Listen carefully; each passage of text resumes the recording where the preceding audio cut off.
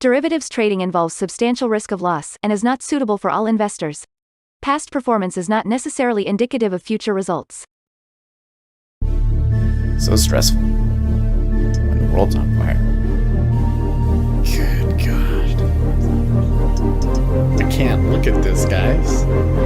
Like, my strategy is you buy it and you hope that you got a good spot. Yeah, but we all think you're crazy. You don't fight this. No way. The markets are freaking out and you don't think that anything is wrong? Come back tomorrow and I'll lose it all. Should be fun. Good morning. Well, I'm sitting eating breakfast and it's just clicky click click all the whole time. And you come over here and look at the charts. That's pretty ugly. That's pretty ugly. Overnight. Well, it's kind of a little bit disjointed because, the treasuries didn't fall exactly in line with oil here. Oil made some of its larger move while treasuries were just kind of still. But I do think that they are reacting to concerns about energy prices. And the ECB saying that the energy inflation has yet to even really hit. So, okay, well, here's the treasuries. We are in momentum zone, right? People are going to start piling on here. S&P 500. That's down way big overnight. I mean, some of these days, the overnight, remember 2 days ago, the overnight was pretty big and was way more than volatility was expecting. And we're kind of like, I don't know if it can really keep going. And it did. But that's all that. We're going to open up at the low of the week. That's pretty wild. Oil. Yeah, there you go. Up to 90. I was kind of wondering, how good of a buy is 84? $6,000 worth. That's what it's worth. Because every dollar in oil is $1,000. Gold and silver. Whew. That is ugly. Look at that head and shoulders. That is a beautiful head and shoulders. I mean, that shoulder is kind of a weird shoulder, but hey, that's what makes it beautiful. Silver. Similar-ish kind of thing. Silver is like, it's the biggest. Here in a second. Copper, not as bad. Japanese yen. Oh, ouch. And the dollar up to 101. That's pretty ugly, folks. Okay, let's make sure we got our numbers here. Good. Yes. Okay, I think we're okay there.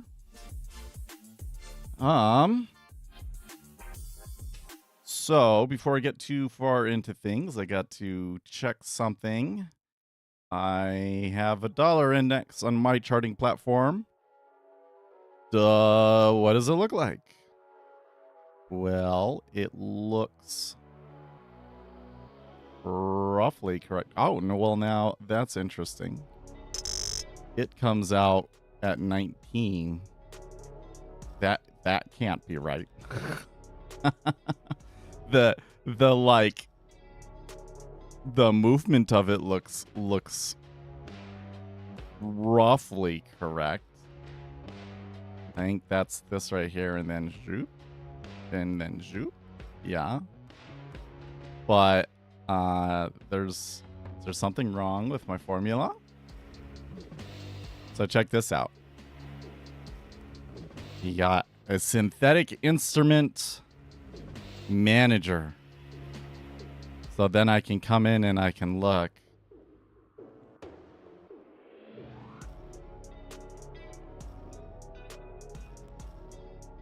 I don't think that's the right formula, though.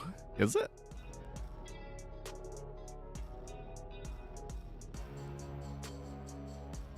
I must consult my ninja script code.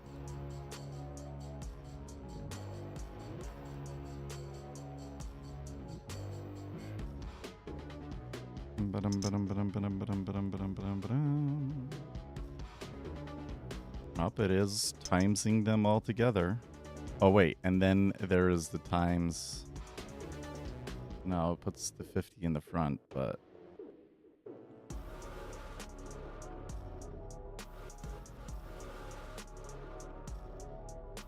it gives it a tick size of 0.001. Okay. I don't know.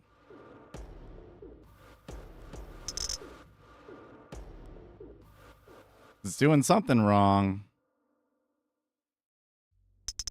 Well, but let's give Claude a chance to debug it first before I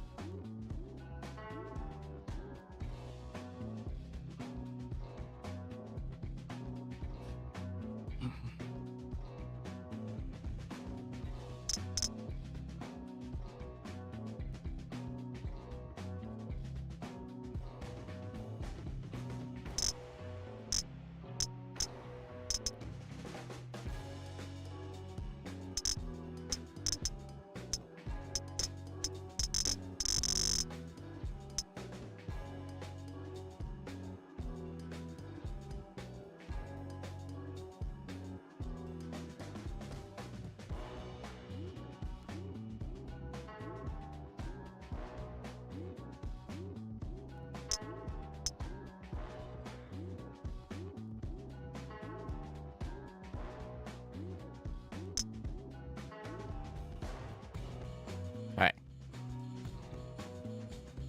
Wonder if it's doing something like the tick size is messing up. I don't know. We'll see. We'll let Claude chew on that. How about buying metals now? I don't know, man. I mean, every time that we get this kind of ugly action and oil goes up, the metals fall. And not only that, but they fall like a bigger percentage than anything else. So we come over here and we look at our market analyzer. Biggest winner, oil, up almost 5%, followed by soybeans, corns, and wheat. So the agricultural commodities. Well, soybeans is up 0.71%. That's pretty big for an ag. But what's the biggest loser? Silver at almost -3%. Right? And gold down 1.5%. So, like, I feel like that in gold and silver, like, you do get some wins, you know? Like, little win, and then this big loss comes along and just wipes everything out. So, yeah. I wonder, by the way, if I'm gonna set this to a 1-minute chart. Maybe. Okay. And then that way, I think. Oh, that's still.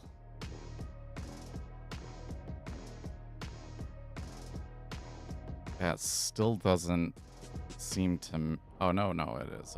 I'm like way closer zoomed in than I thought. Well, that's interesting. There are some things about it that don't look right to me.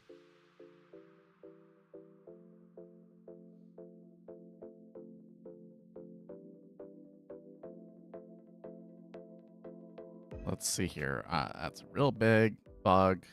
Confirm it. Oh, it's a sign error. I can pin it down from the numbers alone. 101.16 divided by 19.95 equals 5.07, which is exactly the correction factor for a sign error on 4 of the 6 exponents. Let me confirm the diagnosis. Here's the formula.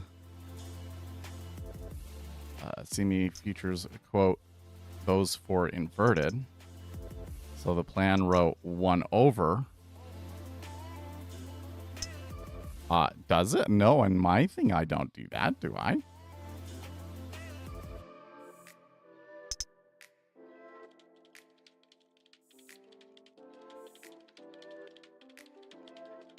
No. No. Why would you? What?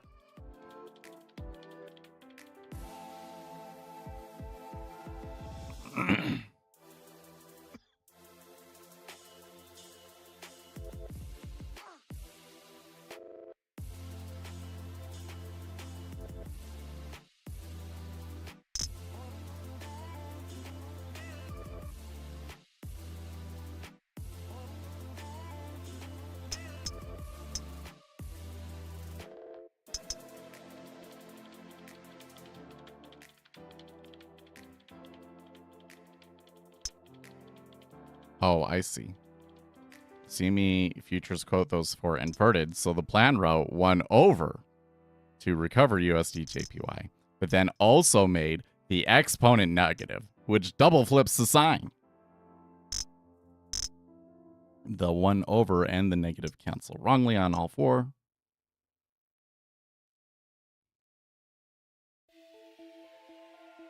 Okay, but if that is true, then when I come into the synthetic instrument, come on. No, don't be like that. Come back. Okay. And when I come in here and I look at this, what do I got? Yeah, I have 1 over. So I should be able to fix it from here. B, C,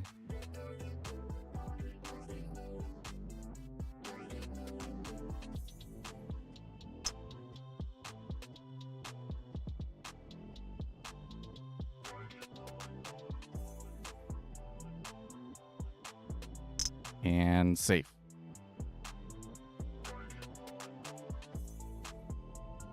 Affected ones restart their combiner is what it says there. Oh, and hey, it instantly fixed.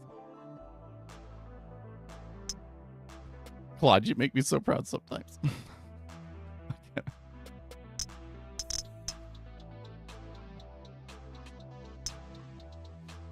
Okay. Well. And it also kind of fixed the chart. Now they are exactly the same. Boys, we are in business. Well, the one remaining thing, there's a couple more features on synthetic instruments that I have in the plan. I'll have it finish them. But and we'll close the code that I was checking against here. The last remaining major thing is the volatility. Like once I got the volatility indicator added in, and I think it will be a Python indicator, but I'm also going to build some stuff into the Rust to handle like the web scraping, so that web scraping is super, super easy for you. And then if they change it, you don't have to change the indicator. You change the web scraper, and it will be easy for you to modify it. Cool. But once I have those things in, then I think that we can probably just use my charts full time. Oh, okay. We have the audio still on. Oh, and you know what else? They're probably saying all sorts of... The ECB is probably saying all sorts of stuff.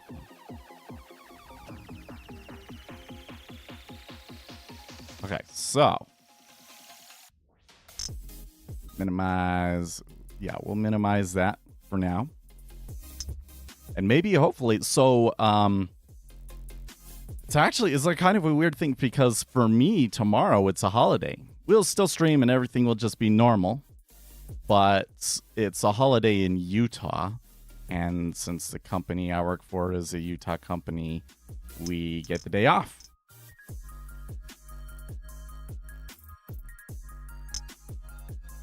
Okay, so it wanted to...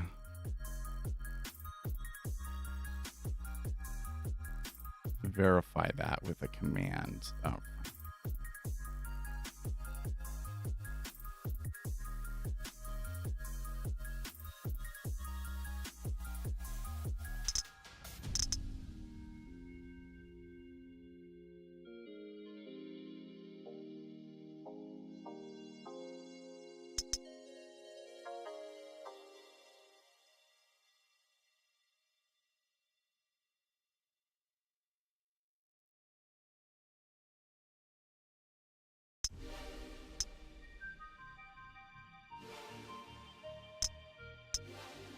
Okay.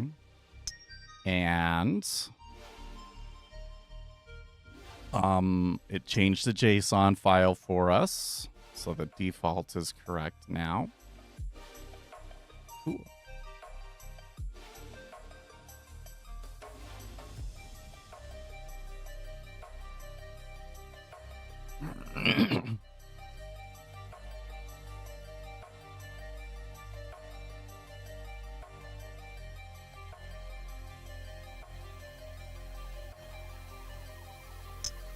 Yeah, just do it with the negative exponents.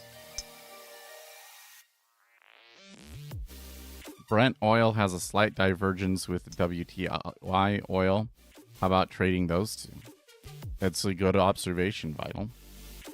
Another thing that I don't know if I have the data to do this, but another thing that we should look at is the crack spread.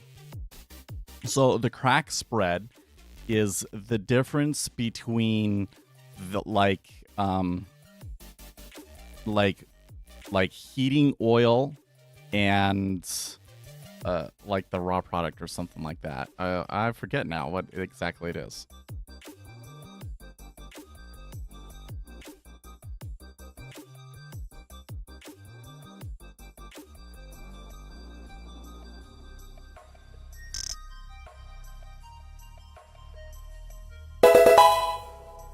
I think okay. It says that they consider multiple things a crack spread.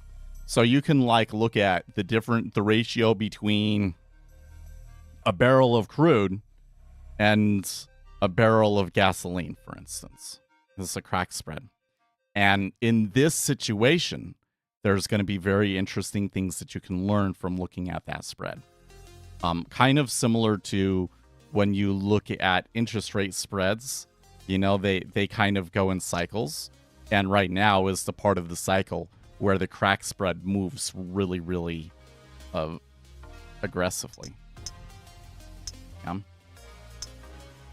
So you do the crack spread, and then the difference between the Brent and the WTI crude. Because those are basically contracts on oil from different locations. And they are like a different quality, right? WTI is sweet light. That's the good stuff. It's very, very easy to refine that into gasoline.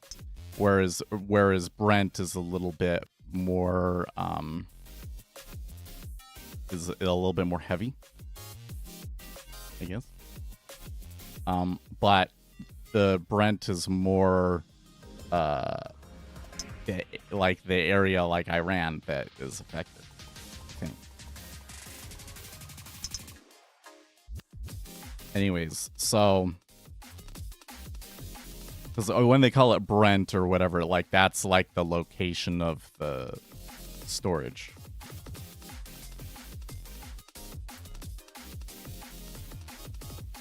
find it easier to read order flow in quiet periods, like the early London individual orders can stand out, and I can tell when the flow is one directional and less dependent on news too. So is it legit to specialize in low liquidity windows, or am I probably just doing mean reversion in ranges and mistaking it for flow reading skill? Well, I mean, so if you're just basing it on like your profit and loss, then that might be a different issue. But if it is like the numbers and stuff make more sense to you, it is going to be easier when it's a lighter market. And you can trade like those early hours, like the London Open, especially if you're trading equity indexes.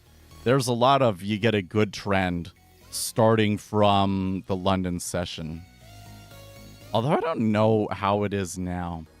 It used to be for a really, really long time that if you were to buy at the close of the NYSE session, buy at the close and sell at the open, that was more profitable than buying at the open and selling at the close.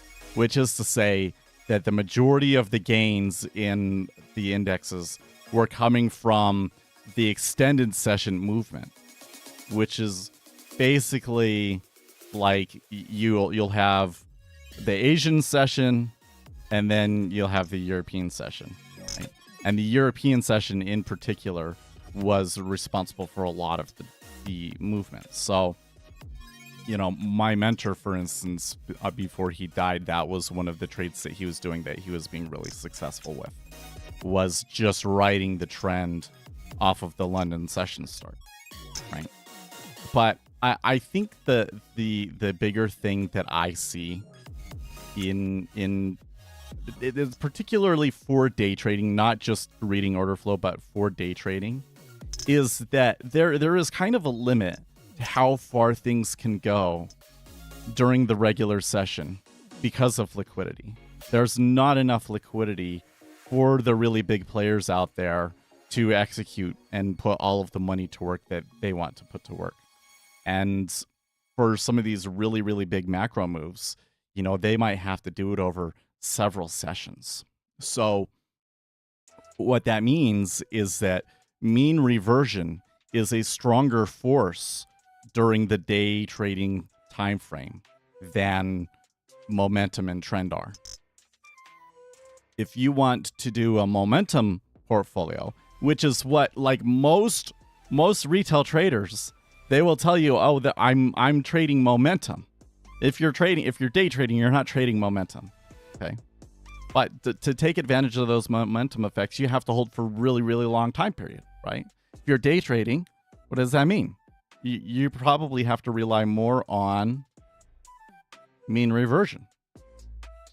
Either that, or you have to just be really, really selective, which is kind of what I do, right? So it is way easier to take a trade when there is some real trend in the market, when there's some real trend in your instrument. And, you know, the flow is all one directional. You don't have it come back as much, so your adverse excursion isn't as much. And the flows start to become really clear, right? It's just, those are less common. So then you look on the mean reversion side, and what can you do? Well, with order flow in particular, you can kind of see the lay of liquidity. You can see what the resting liquidity is. You can kind of get a feel for the short-term latent liquidity, which is to say, you know, orders that are sitting out there that are going to execute, but they're not resting on the DOM. They wait, and they put their limit order in like right as it would get executed, and they don't have it on for very long, right? Like that's the latent liquidity. And then you can also kind of think of the long-term liquidity, which is like over the course of an hour, how much actually ends up trading there, right? And as we've discussed before, there's kind of this bizarre thing where if the resting the resting liquidity is really, really low, and you can kind of get this situation where the long-term latent liquidity in there actually ends up being really, really high, because the short-term resting liquidity is low, and that makes it hard to move away from that area. So you trade in that area for a long time, and so the total liquidity that ends up being available in that price, because it's there for so long, ends up being more, right? So that's a thing that you can take advantage of as a day trader. It's a teeny tiny little thing though, right? It's like very often it's like picking up pennies in front of a steamroller. And that's, I see a lot of retail traders coming over and trading the NASDAQ. Like when I come in and I'm trying to take my one tick trade, right? And, you know, you're taking big risk, and then it comes and flattens you. Well, with the way that I'm doing it, that's not a problem, because winners and losers are equal.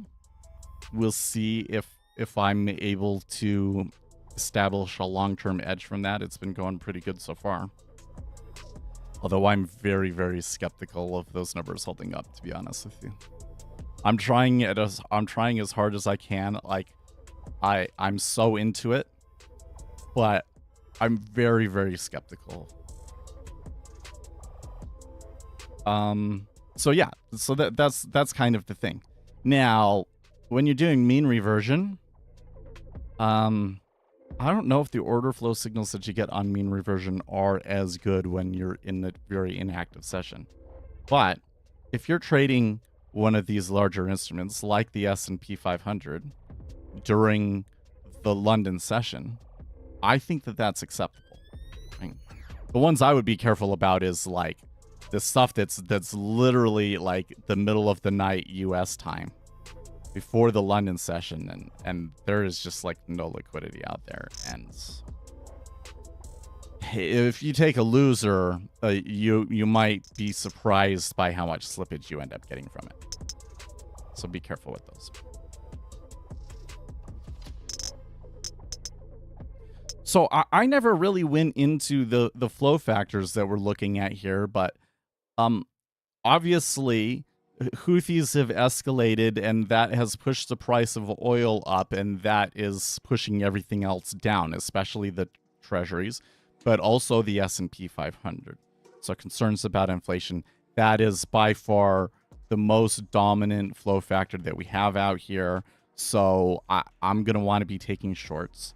But we should note that there is also still major company earnings going on. So there is going to be some flows in the S&P 500 from that. And the ECB is still talking. So right now is a little bit of a hairy place, because you don't know what Lagarde is going to say. She could say something any second that could move the market.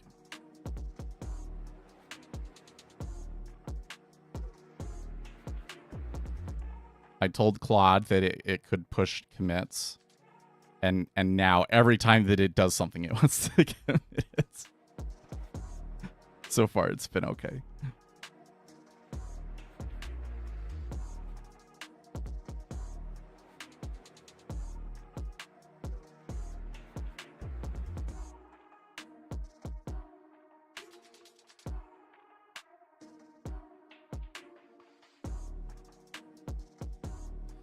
So I'm wondering if maybe any, hold on. Okay. So, I saw something this morning, and I want to know if any of you guys had seen or heard about this. Deep Charts now is getting a feature where they are showing like options and options gamma information derived from the CME on the charts.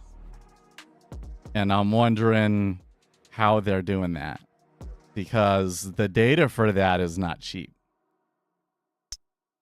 I don't think that it just comes with your subscription. Actually, what is... Okay. Deep charts data.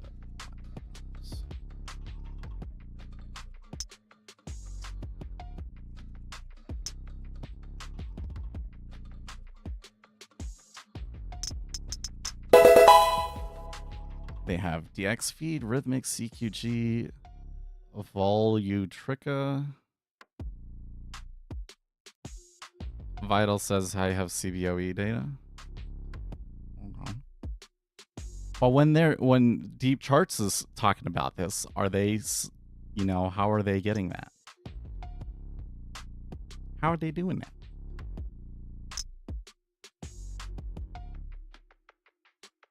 Where are they getting that from?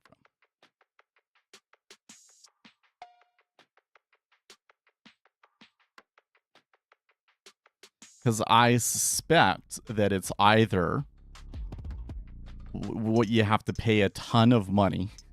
Like maybe they have it set up so that you can connect directly to the CME data, which you can kind of do if you have like a CME account and stuff, right? But that's delayed data. And to get the live data, it's like $100 a month or something like that. Or one of their data platforms is providing it now, in which case, well, in either case, I could probably include it. In either case, I could probably include it.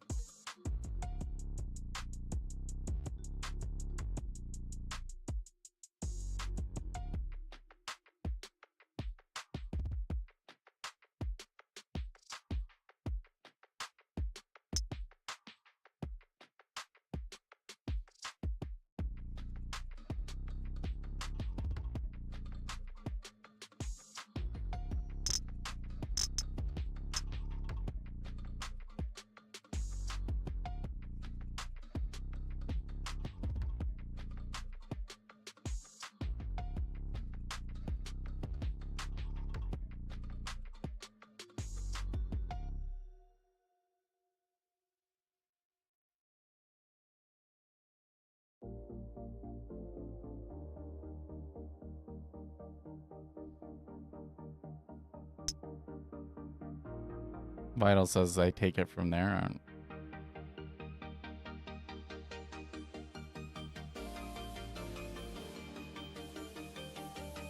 You're gonna have to show me. You're gonna have to show me. Block by. So here's an interesting thing that happened to me yesterday.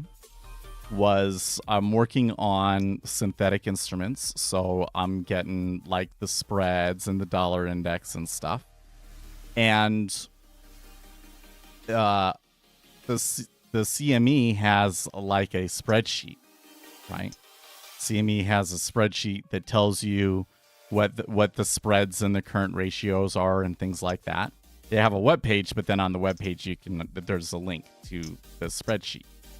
And so I'm like, oh, what I should do is I should have my platform grab that spreadsheet and then parse the spreadsheet to update what the ratios are. So I had Claude working on that, and Claude told me that they have a thing set up. I don't know how they tell. It must be like, you know, if you're not a browser, but basically they had a thing saying, you know, don't scrape this. Like robots, you're not allowed to look at this, and if you do continue to look at it, if you do continue to look it up with bots, that will ban your IP. So we had to change it so that the user can provide the file, but you have to go download it yourself. Okay, Vital says I DM'd that to you a long time ago. Okay, hold on.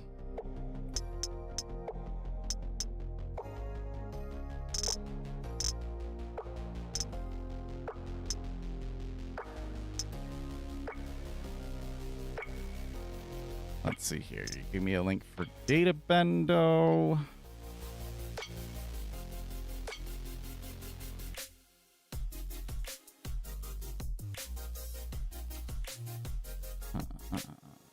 It must have been a really long time. Oh man, it's funny how much stuff you sent me.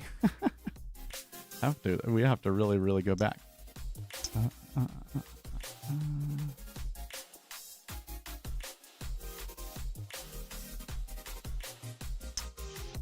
Mostly sends me videos to. Oh no, I don't see what you're talking about, Vital. Yeah, I have to send it again. You're just gonna have to send it again because I got to the top of it and I didn't see what you're talking about.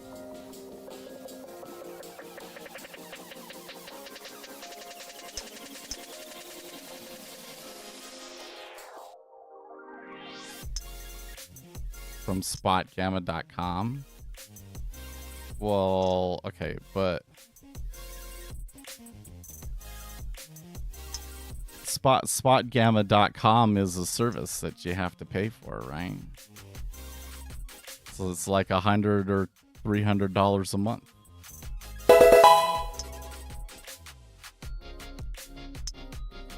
Let me find the video.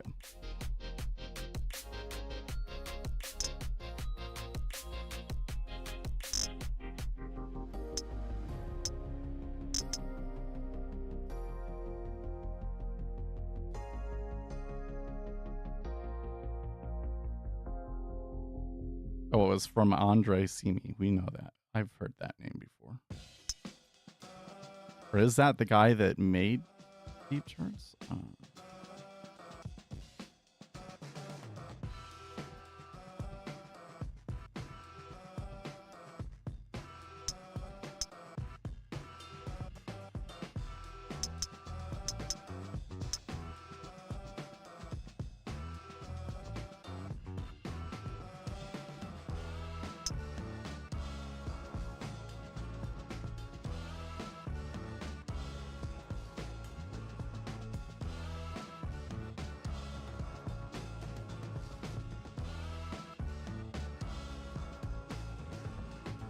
Order flow trader, you're gonna love this one over here. Ooh, what's that, you ask? Great question. Well, my friends, deep charts just got even deeper. We have official CBOE option flow data on the charts and gamma exposure heat maps from market makers, non-naive, pure SPX data from the CBOE itself directly embedded into deep charts. It's gonna be the first order flow platform in the world to have option flow directly embedded without need of third-party tools. Let's fucking go. If you don't even know what gamma is, I made a video about it. Go watch it. To all order. Okay, so he says it's data from the CBOE, but how are you actually getting the data? How are you actually getting the data? Is it come with one of your data providers? Or does it require some extra subscription? Right? I'm going to bet you that it requires some extra subscription. I make it for Mac already. Oh, so I can, given that I have Mac support, that will be helpful to a lot of people, huh? Recovered all your metal purchases. Huh?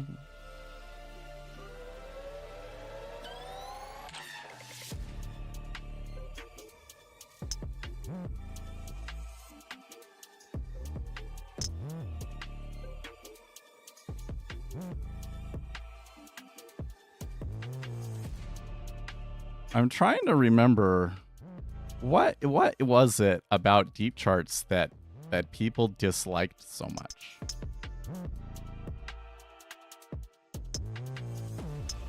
Oh yeah, that's right. It was $75 a month if you get the year. Almost $100 a month. Deep DOM pricing, huh?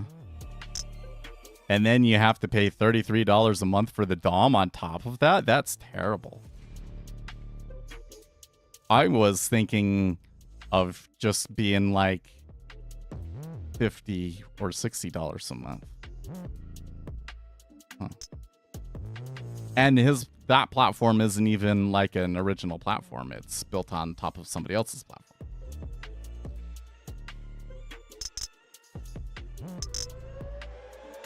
Yeah, the pricing for that does not make sense.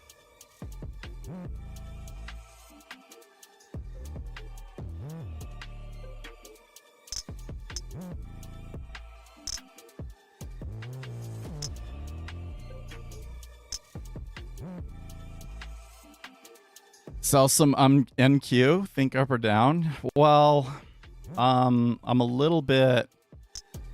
I was actually thinking about it as you were kind of saying that, because I was thinking like, well, it looks like they've established a spot here pretty well. But I'm not seeing a ton of volume trading through, so I don't feel really confident about it because of that. Oh, you know, I needed to check something. What time? So normally on Thursday I work from home, but they've gotten a meeting today. What time is the meeting?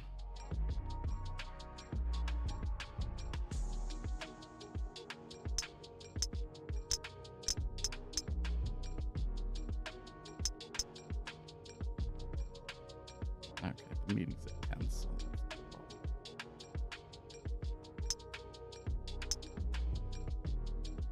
so I could wait for the open, or let's try one right here. Let's see if I can. I'm a little bit nervous about ability to get fills here.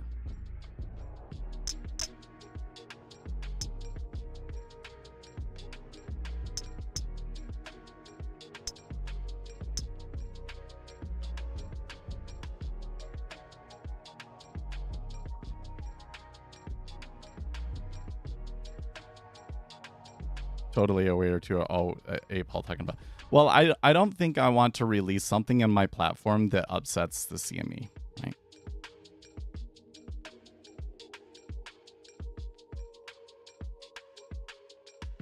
But I think what I do is for those sorts of things, I don't include it in the platform, but I make it really easy for somebody with Python to do it themselves.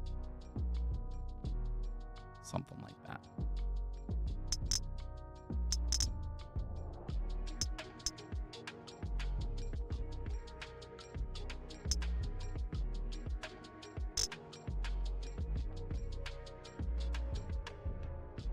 I don't think that's ever going to get filled.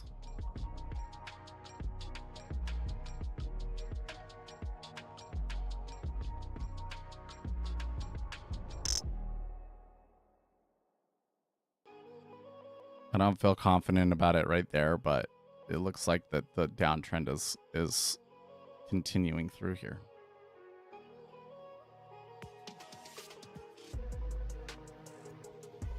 Down is where I think, even though we're at the bottom. Well, I mean, yeah, the balance of the flows is almost certainly going to be to the downside, right? Let's cancel that.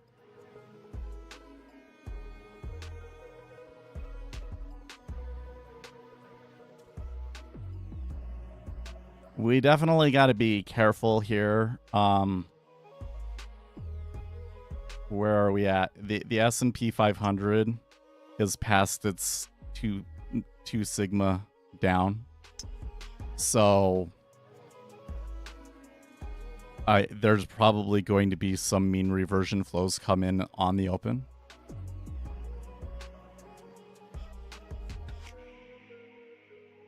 But hopefully what we'll see happen is a mean reversion flow and then a bit of fight, and then we can scalp around in the fight.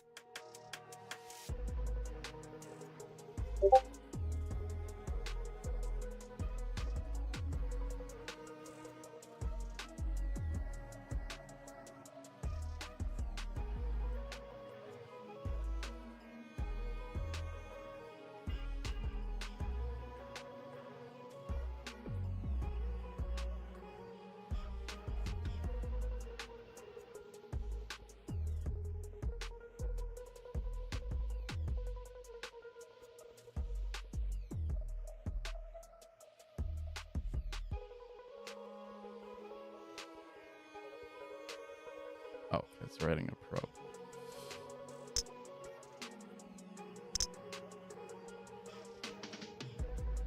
he's unsure how Rhythmic tells you what's the front month. I don't know if it does. I'm going to find it really interesting if Rhythmic gives you that sort of stuff and NinjaTrader doesn't use it, you know? Well, I guess it would... I shouldn't say it would surprise me or anything. It would make complete sense, but it would just be kind of curious that what NinjaTrader has to go around because, you know, their data doesn't have certain things that some of their other past data partners did have.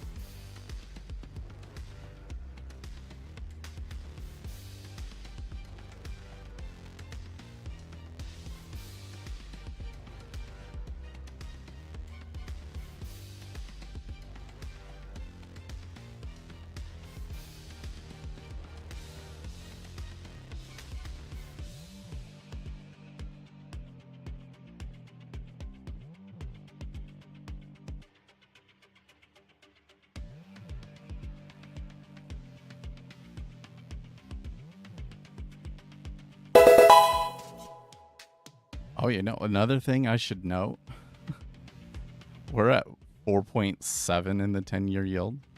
Like, people were freaking out that it was at 4.6. So it's moving. It's moving. Okay, so it wants to run something. I'm not actively using the GUI at the moment, so I will close it.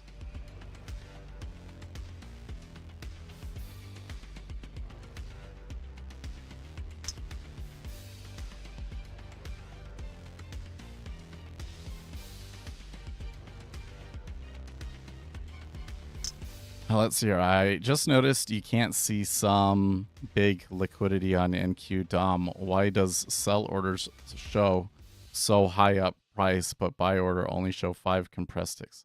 What are you talking about? It's compressed both ways. Okay. I see what you're saying now.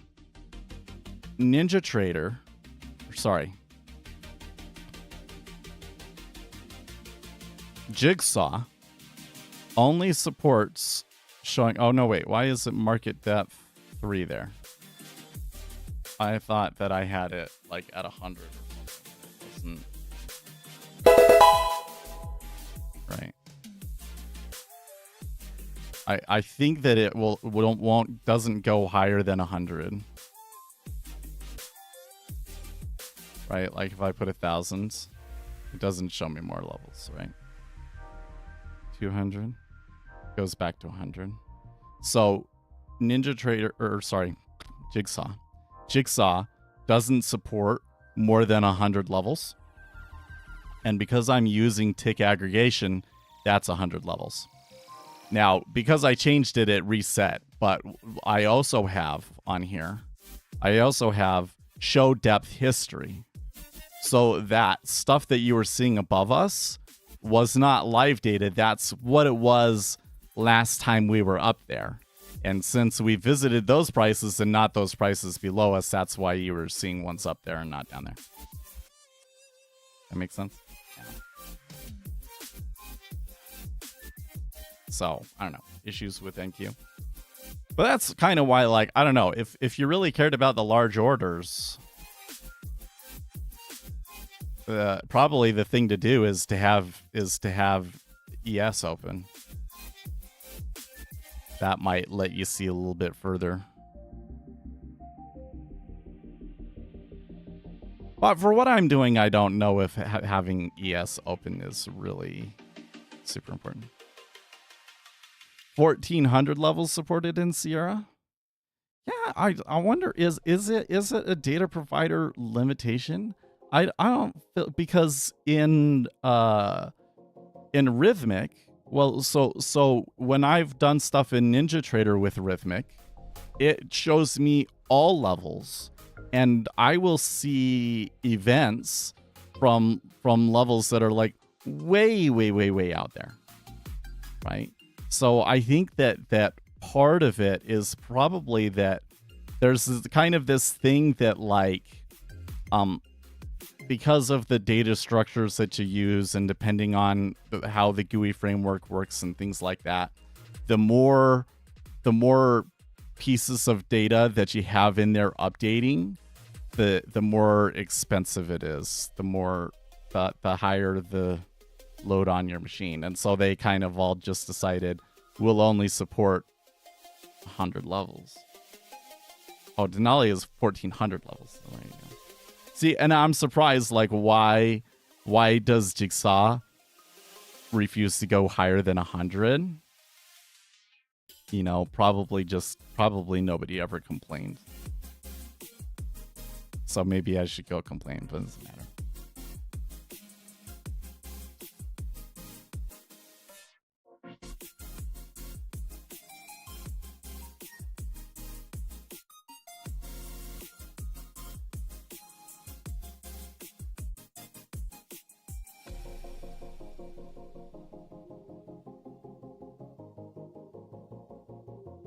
Okay, so here's a post from Reddit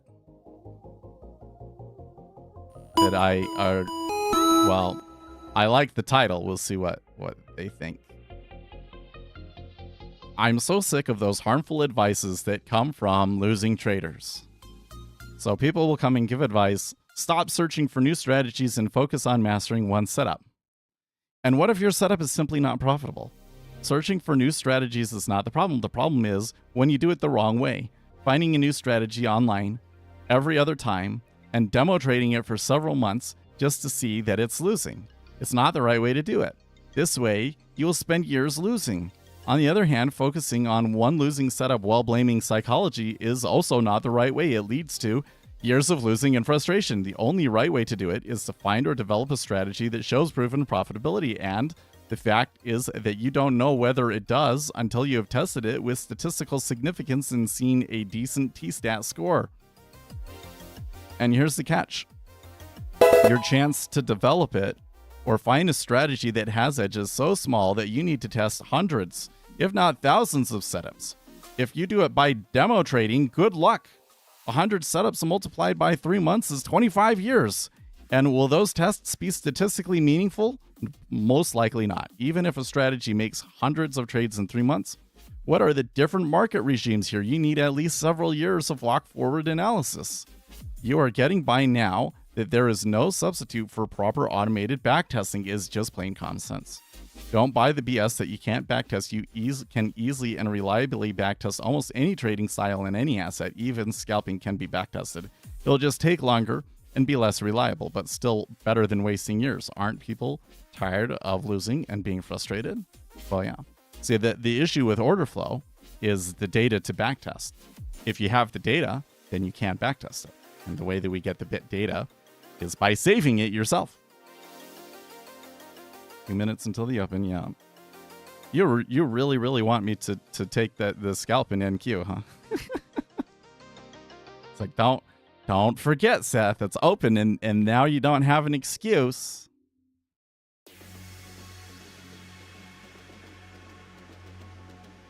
But I'm kind of thinking tactically here. I have a really hard time, like if we're opening below 2 sigma, minus 2 sigma, that's pretty rough. Like there's probably going to be a massive pullback here. And I don't want to be the one that's buying. So even though like my stop is there and it's probably all fine, I'd still rather keep myself in line with what my flow factors say. That way, you know, if in the future I want to go and say, okay, actually I'm going to take some swings and hold them, you know, I understand that better. So here's the open. And the first move is a sell. Although there was some reasonably large spaces there that they had to push through to do it.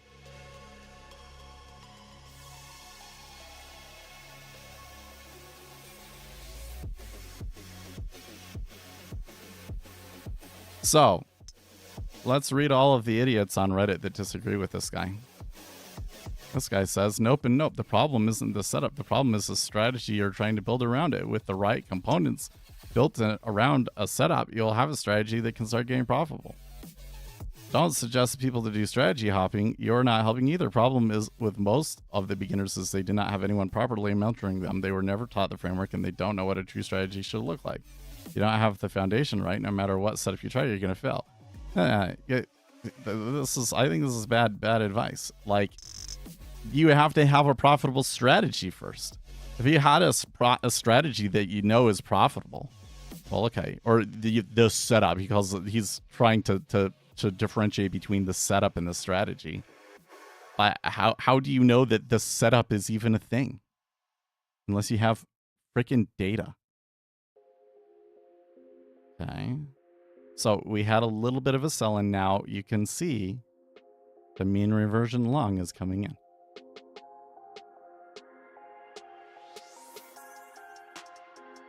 Let's see here. Paul, well, by golly, we would have been right today at first, at least.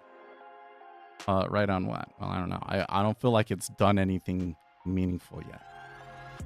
But right here in this action right here, like the one tick is kind of a crapshoot.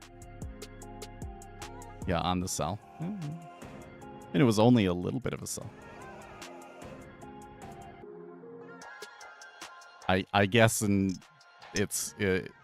actually is a relatively large move in its meaningful terms, but let's see. So I think you're gonna get some serious mean reversion, and then you know, I'm looking for a place where it's gonna fight. So there's a little bit of a fight right there.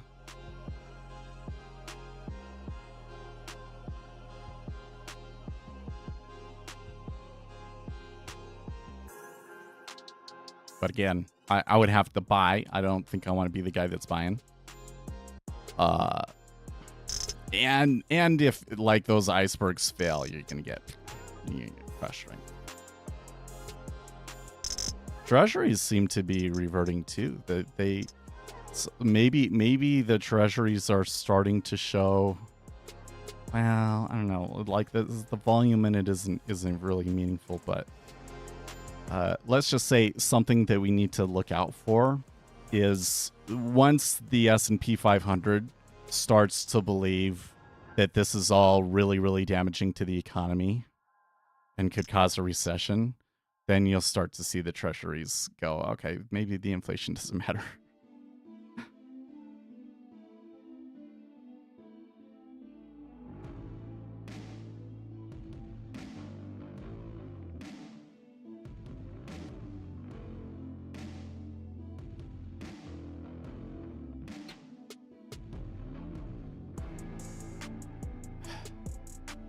See, here's somebody that just doesn't listen. I was introduced to trading by a guy who used nothing but horizontal support and resistance lines.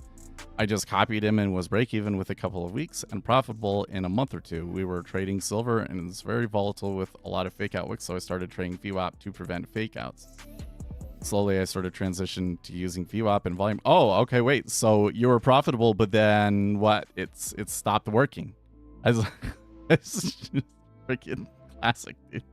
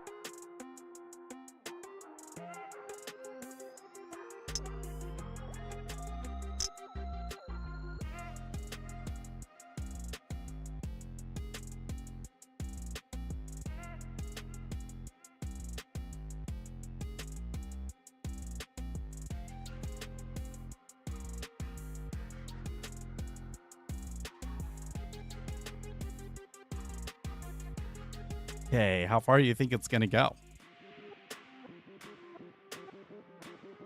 Do you think that on a move like that I should trade that? Because I predicted the mean reversion flow coming in pretty effectively, didn't I?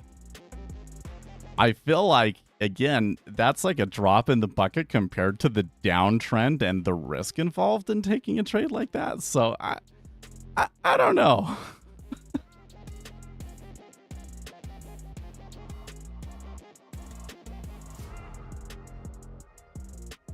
I feel like I was able to identify it really well, though.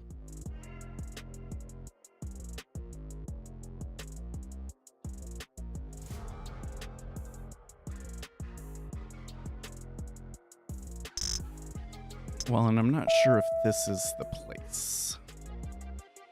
Oh, actually, it is the place. Ugh. Don't make me buy it.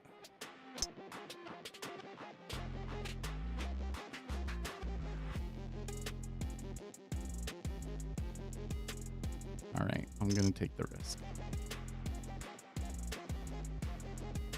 Come on.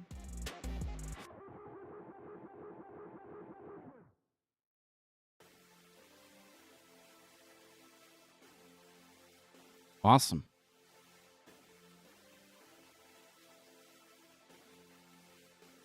That one was pretty good, actually. I don't like that it was a buy.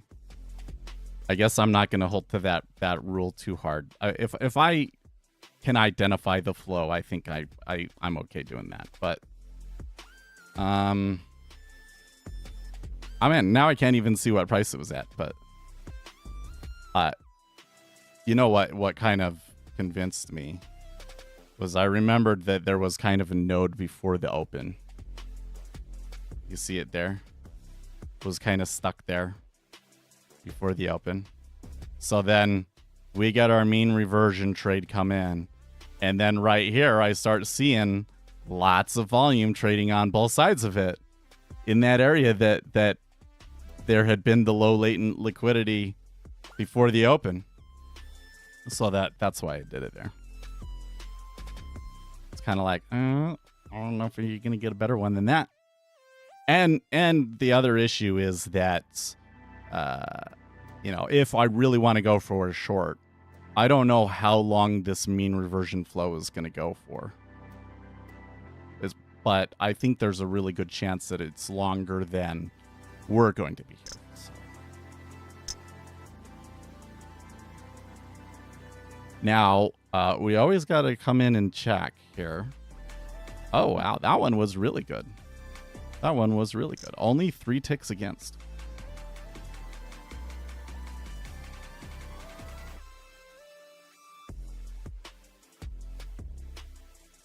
And that might have just been that, if I didn't have the tick aggregation on, I would have seen that the absorption was actually 3 ticks lower. And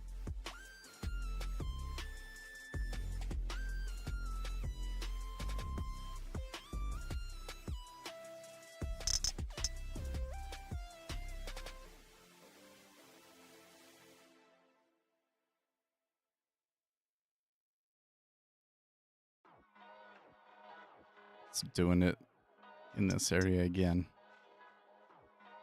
Does kind of look like I don't want to make too much of this, but it looks like that they're gonna range in this area a little bit. There's a little bit of a node here that spent some time here before probably continuing the uptrend. Let's come in here and make sure we've got our data levels loaded up correctly.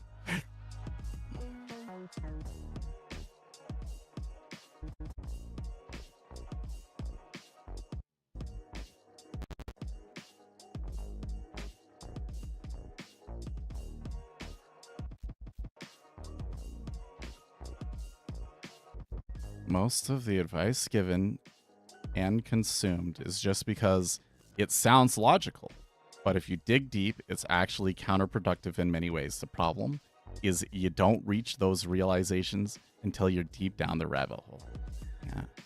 See, the whole thing is that if there's something about the market that makes logical sense and it actually is true, then people find it and remove that edge very quickly. So the sorts of ways that the average person thinks about how am I going to go and find an edge, it's when you understand the nature of the market, that whole kind of framework of working makes no sense. Those something that can be found from doing that is already going to have its edge taken out. The things that are going to be remaining are going to be the things that are counterintuitive, that don't follow the logic, that aren't what we want to believe. Things that you really have to dig deep into the data to find.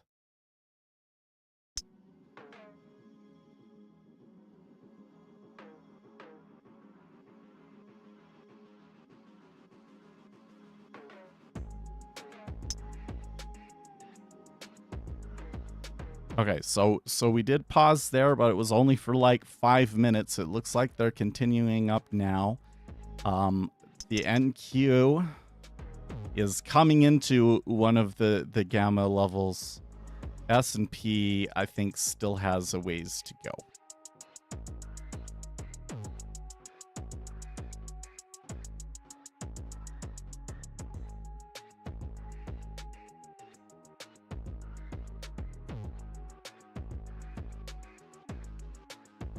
So this will be a good test case. Overall, I'm kind of thinking that the levels in the S&P 500 will be more influential.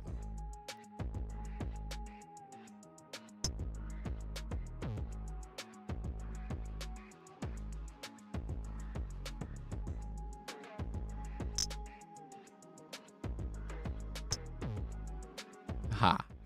Career questions. If code is cheap from large language models, where are the new apps, libraries, and integrations? Exactly. Because I think the rub here is that the lack of new apps wasn't because it was too hard to code them. It was because nobody has good ideas.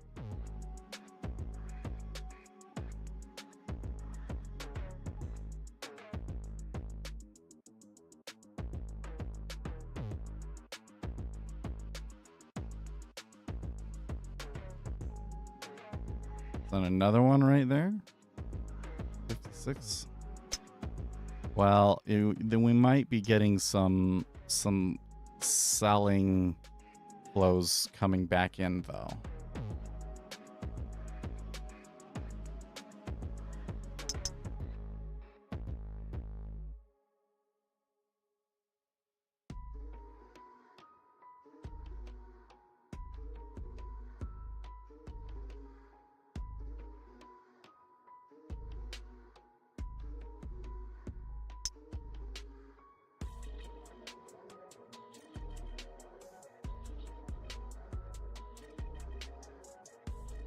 Which means this is maybe kind of more of the area that I was looking for.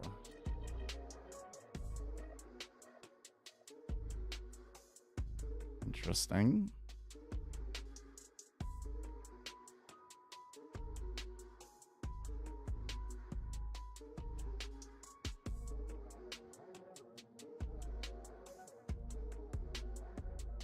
So there's a node right there, but I'm not confident of my stop hold on that one.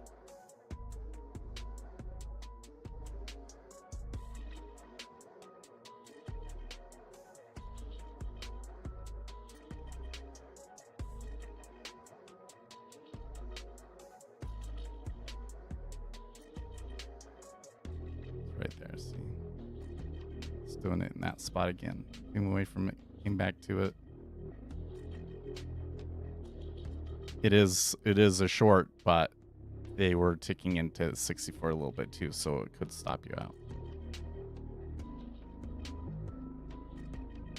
Give it a second, it might be a good entry long. Oh, I don't know. If I want to take the long. I suppose you could be right, though. This could just be the pullback, and then it continues on long from there. The counterpoint to that one is oil is still looking awfully bullish right now. Well, they've been trading a pretty... look at this chart in oil. So you see that? Like, very clear uptrend, but the... you know, if you look at it as like, there's one, I don't know what to call it. You can consider the instrument like a combination of multiple subseries with different time frames, and on the midterm time frame, the trend is clearly up, but then on the short term time frames, it's so noisy. Like that's got to be a wild ride over in oil, but like they're pushing those highs, right? And I have a hard time seeing a long where we really try and let it ride when oil is acting like that, right? But that's not what we're looking for. We're looking for one tick. Well, not one tick, 32 ticks. But so the issue is still finding a spot that is safe enough. Ouch. Did you see that? Look at how much they traded there at 28.08 after it broke. So that was a little bit of a stop run there.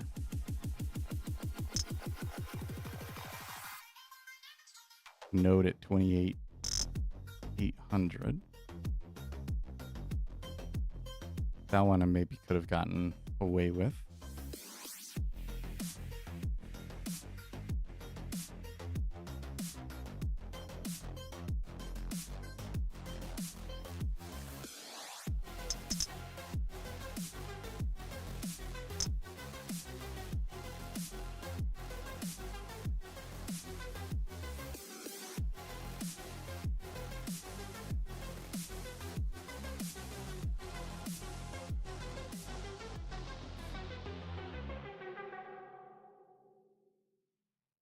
Close short on the jump. Well,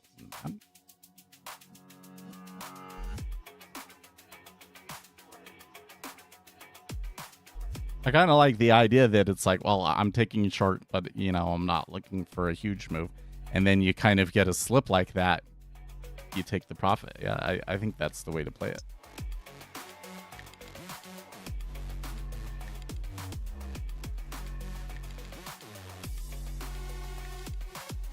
Okay, so they didn't stay in that location for very long, did they?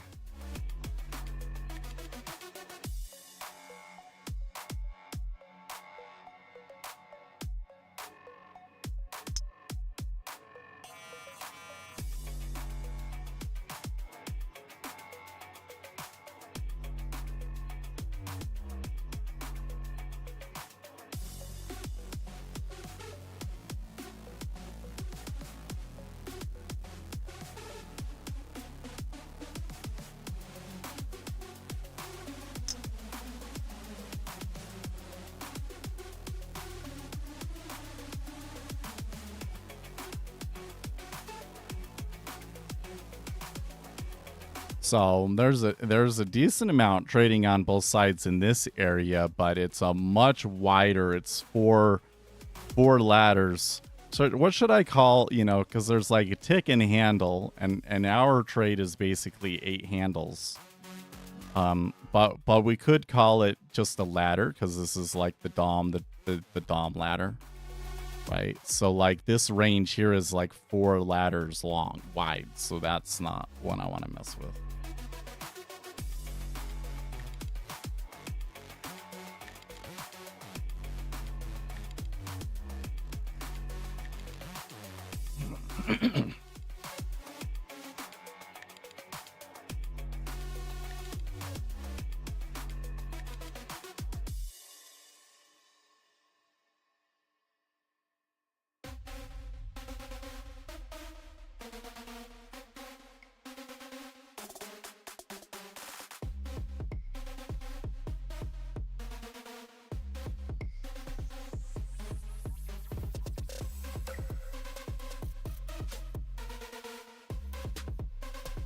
Okay, so there's a big order that traded there.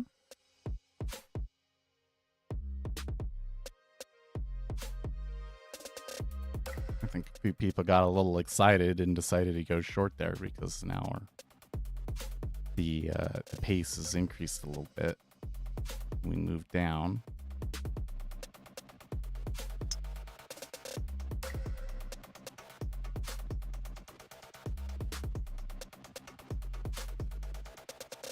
I kind of am feeling, though, that there's a little bit too much absorption on the buy side now that we're back down here.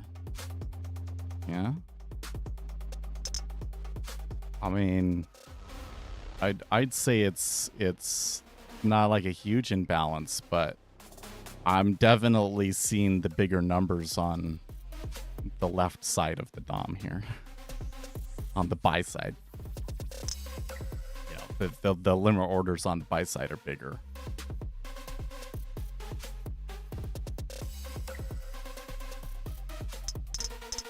And while there was an increase in market orders there, I don't know if it was really enough to overcome all of that.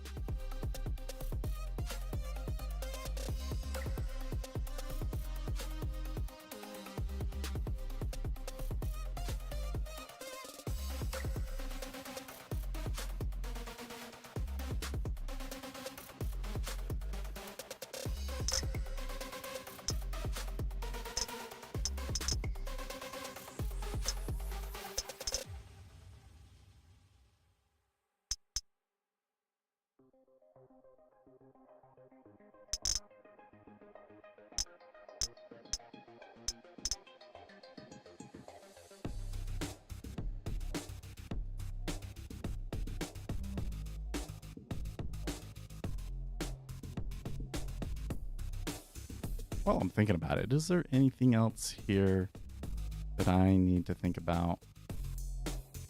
Kind of weird that my dollar index there is showing me that instead of just that. Oh, wait, totally. I know what I'm forgetting. I'm forgetting Claude here.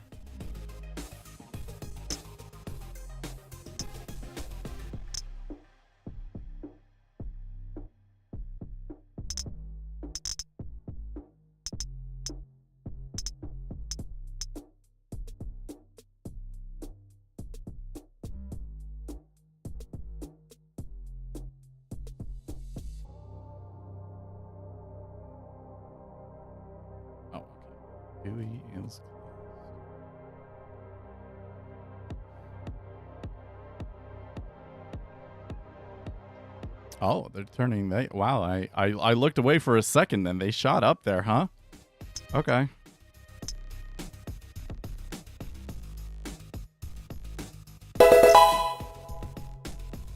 That one right there seems a little risky to me. That would have worked if I had gotten filled. I don't think it would have gotten filled that one.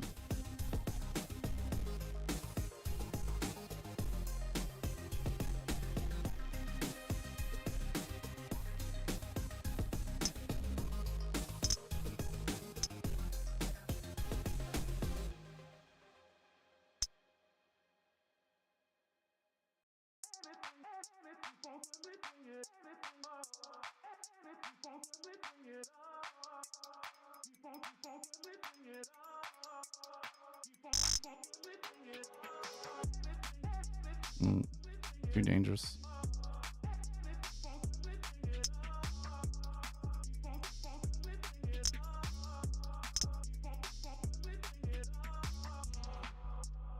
I think this one is a little risky. Yeah, fuck.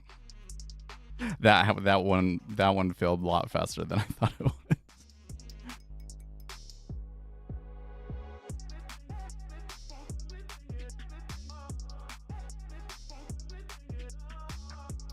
It was a good spot in terms of the volume and absorption going in there, but it was just a little bit too rough.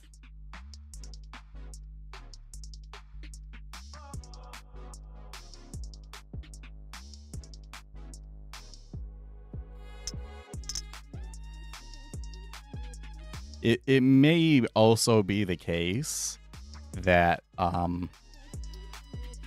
well, we survived okay. If I hadn't taken that one, we would have come out with +1.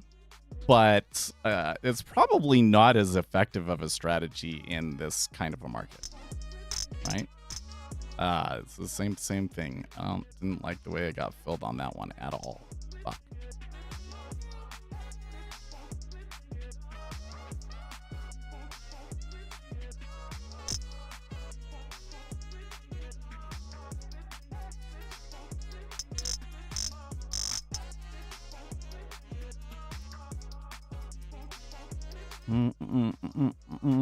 Should I try another one? No. Okay, so it moved away from there.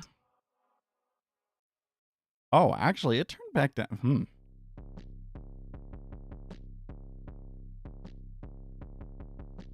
I mean, it is doing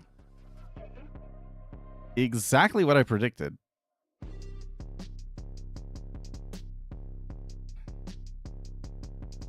So I really should try some in this spot.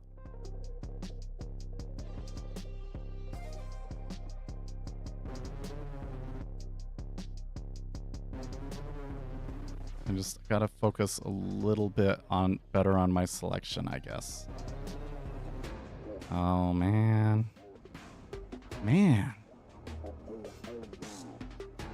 So that's one was more like what I would want to fail to be. Well, I could still do it one more time.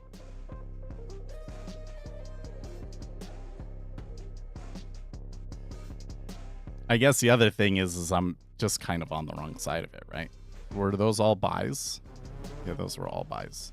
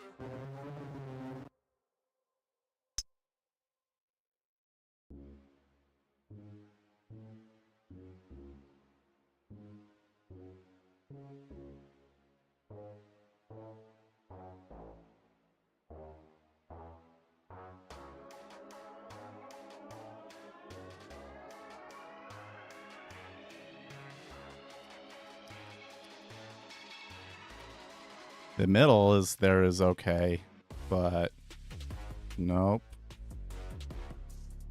All right, well,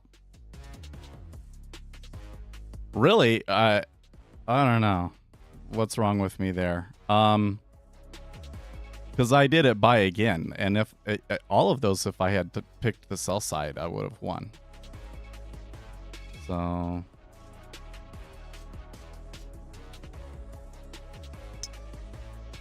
Try to trade your predictors. The problem is you know what? I think that to really prove that how that works, I think that it would need to be a multi-asset strategy. I'm thinking. I don't know. And then that way, pick the asset that has the strongest flow factor and balance, right? That'd be better because there's just so much noise in the S&P 500, right?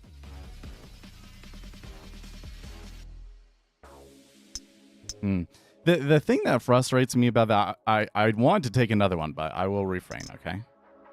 390 is the most we'll take. Is that I think we predicted the flows for this really, really well. It created exactly the kind of area that I was looking for. I think that I picked the spots really well, and there was maybe just a little bit of bad luck in there. But you know, I was doing buys the sells. Now I'm doing buys because it kind of looks like they're fighting this area. So I was kind of expecting those buys to hold, and they didn't. I really should have just taken the shorts. I don't know. Well, isn't Vile doing that with like $20? Yeah, maybe. Maybe he is.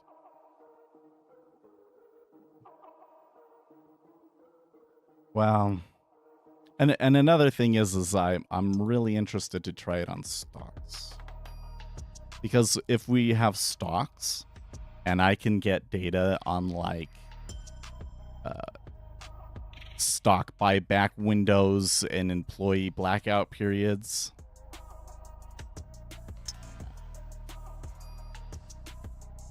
that could be used. Especially so one of the things that I'm really interested in right now and want to watch is there's a lot of like IPOs coming through. We had SpaceX, and we're going to have the big AI companies. There's some people coming out and trying to get some money from the market. But the IPO space is very different now. Companies are staying private a lot longer. And so there's kind of this question of like, is there really that much more growth left in these companies when they IPO? Because if you look at the stats, you come in a year after the IPO, they're overwhelmingly down. They're overwhelmingly down. Because what happens is, the employees, they've been holding these private stock options for years and years and years. And them going public is the way for them to get their payday, right? So that means that the stock is usually down. So that's a pretty powerful flow factor in the stocks. So we can come and look at if we know when the employees are in blackout and not in blackout, and then wait for when the blackout period opens up, and then you probably will see the employees sell.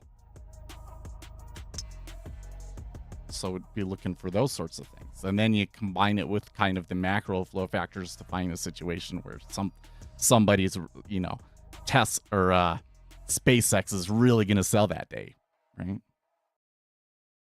That's what I'm kind of thinking.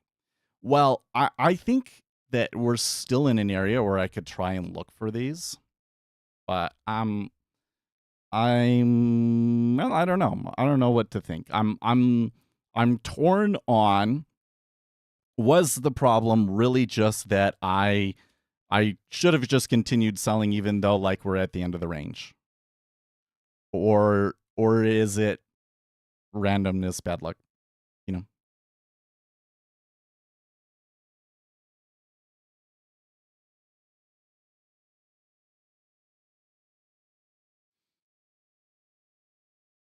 And why was that the end of the playlist, huh? Well, I would love to just keep going, guys, but we will stop. I will see you guys tomorrow. Stay excellent.